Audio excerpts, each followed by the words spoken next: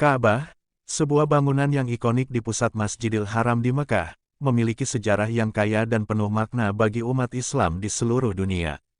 Keberadaannya tidak hanya menjadi pusat ritual haji tetapi juga menjadi simbol persatuan umat Muslim. Di video kali ini, saya akan menjelaskan sejarah Ka'bah dan asal-usul, perubahan, dan perannya dalam Islam. Namun sebelum saya mulai membahas lebih lanjut, dengan rendah hati, saya mohon kepada saudaraku sekalian, untuk pencet dulu tombol subscribe-nya. Kalau sudah diklik subscribe-nya saya ucapkan berlimpah terima kasih, dan mari kita lanjut. Asal-usul Ka'bah. Menurut tradisi Islam, asal-usul Ka'bah dapat ditelusuri kembali ke zaman Nabi Ibrahim dan putranya Ismail. Tuhan memerintahkan Ibrahim untuk membangun sebuah rumah ibadah di lembah tandus Mekah, yang kemudian dikenal sebagai Ka'bah. Ibrahim dan Ismail bersama-sama membangun Ka'bah dari batu-batu dari sekitar Mekah. Mereka mendirikan bangunan ini sebagai tempat ibadah yang suci kepada Allah. Saat konstruksi selesai, Ibrahim berdoa agar tempat ini menjadi pusat ibadah dan keamanan bagi semua umat manusia.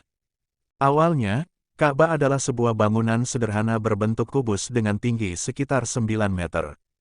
Tidak ada atap, dan dindingnya terbuat dari batu yang diikat tanpa bahan pengikat seperti semen atau mortar. Selama berabad-abad, Ka'bah menjadi pusat penting bagi berbagai suku di Arab. Pada masa pra-Islam, Ka'bah dikelilingi oleh patung-patung dewa-dewa suku-suku Arab yang berbeda, dan Mekah menjadi pusat perdagangan dan ziarah. Menurut beberapa tradisi Arab, Ka'bah pernah dibangun dan dihancurkan beberapa kali sebelum era Nabi Ibrahim. Ada yang mengatakan bahwa bangunan pertama dibangun oleh malaikat atau oleh Adam, manusia pertama menurut tradisi Islam. Pada abad ke-6 Masehi, suku Quraisy yang menguasai Mekah melakukan renovasi besar-besaran terhadap Ka'bah.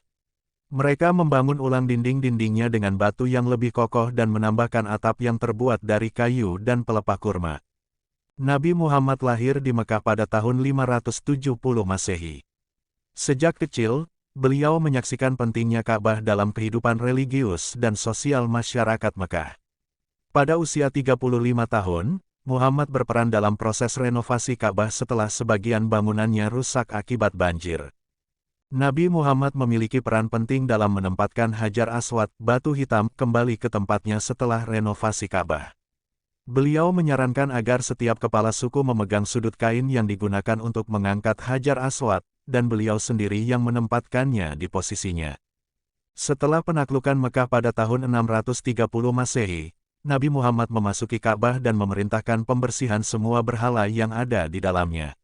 Ini menandai kembalinya Ka'bah ke fungsinya sebagai tempat ibadah yang suci kepada Allah saja. Setelah wafatnya Nabi Muhammad, para khalifah pertama terus memelihara dan memperluas kompleks Masjidil Haram di sekitar Ka'bah. Hal ini untuk mengakomodasi jumlah jamaah yang terus meningkat yang datang untuk beribadah.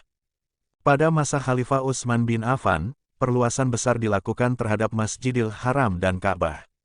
Ini mencakup pembangunan kembali dinding Ka'bah dan penguatan strukturnya untuk lebih tahan terhadap cuaca dan gempa bumi. Pada tahun 683 Masehi, selama pemberontakan melawan kekhalifahan Umayyah, Ka'bah rusak parah oleh kebakaran.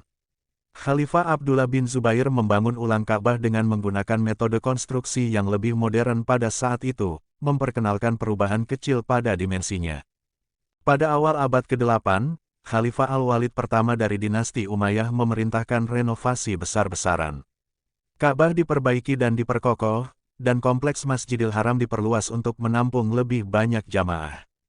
Pada tahun 930 Masehi, Sekte Karmati menyerang Mekah dan mencuri Hajar Aswad, yang merupakan salah satu peristiwa paling tragis dalam sejarah Ka'bah. Batu itu baru dikembalikan 22 tahun kemudian dan ditempatkan kembali pada posisinya di Ka'bah. Pada abad ke-16 dan ke-17, Kekaisaran Ottoman mengambil alih perawatan Ka'bah dan Masjidil Haram. Mereka melakukan berbagai perbaikan dan renovasi, termasuk penggantian pintu dan dinding Ka'bah serta penambahan elemen arsitektur yang khas dari era Ottoman. Pada abad ke-20, di bawah pemerintahan Kerajaan Saudi Arabia, Ka'bah dan Masjidil Haram mengalami berbagai renovasi besar. Tujuan utamanya adalah untuk meningkatkan kapasitas dan kenyamanan bagi para jamaah yang datang untuk melakukan ibadah haji dan umrah. Saat ini, Ka'bah memiliki tinggi sekitar 13,1 meter dan panjang sisi sekitar 11,03 meter.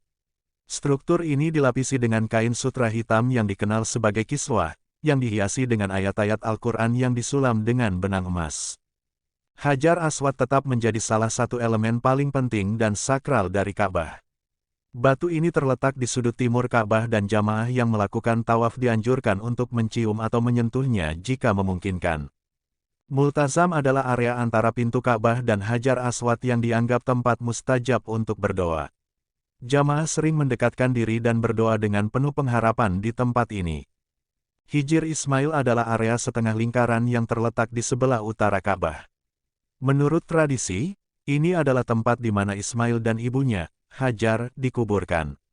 Area ini juga dianggap sebagai bagian dari Ka'bah dan termasuk dalam ritual tawaf. Di dekat Ka'bah terdapat makam Ibrahim, sebuah tempat yang menyimpan jejak kaki Nabi Ibrahim. Jejak kaki ini diyakini terbentuk ketika Ibrahim berdiri di atas batu untuk membangun dinding Ka'bah.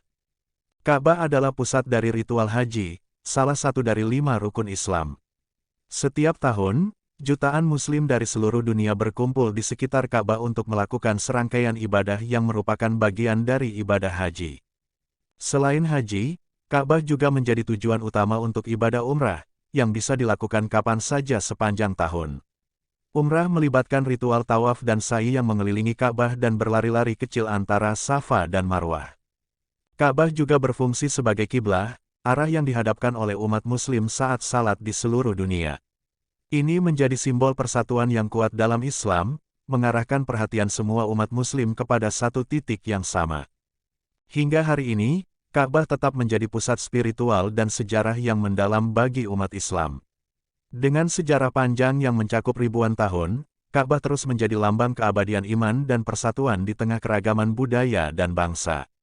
Ka'bah, dengan segala perubahannya, tetap menjadi tempat yang suci dan penuh makna bagi umat Islam, menghubungkan masa lalu, sekarang, dan masa depan dalam bingkai iman dan ketakwaan kepada Allah.